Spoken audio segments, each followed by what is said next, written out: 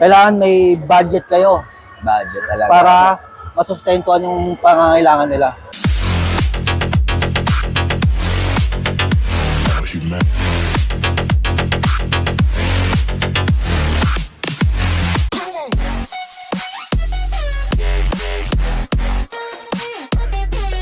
Ito naman yung aking KT, Kuya Tol, na si Brother Prince. Ayun, so, bro, kailan ka nag-start mag-bully and paano? Yun, actually, nag-start ako 2018. Niregalo sa akin ng utol kong isang American Bully. Yun, then nagtuloy-tuloy na. Nagkaroon tayo ng mga maraming kaibigan. Hanggang na, andito na si Alboy. Oh, grabe, sobrang pogi, eh. Anak ni Manila Boy. Yun, ito yung anak ni Manila Boy from kay TJ Bertuccio. Oo. Mr. Nice Guy. Shoutout ko na rin pala. Shout out. PABR, Boy Bullies.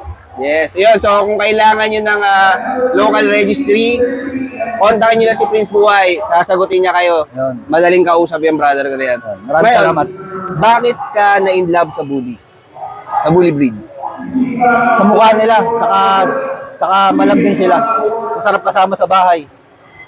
Mukha lang silang matapang. Oh, pero malambing sila. Sobrang lambing. Oh. Totoo naman. Ngayon, last na lang, bro.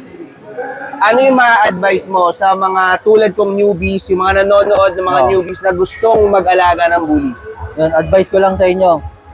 Kailangan may budget kayo Budget talaga. para masustentuhan yung pangangailangan nila. Yes. Number one yan. Totoo, kasi kailangan ng vitamins. Lahat. Lahat. Siyempre, Oo. parang anak mo na rin yan. Tama. Ayun, so yun guys, budget. So yung mga humingi ng budget meals, wag po, kasi mahirap talaga. Mahirap na mag-alaga. Mahirap mag-alaga. Ayun, so thank you, Yeah, brother. Thank you.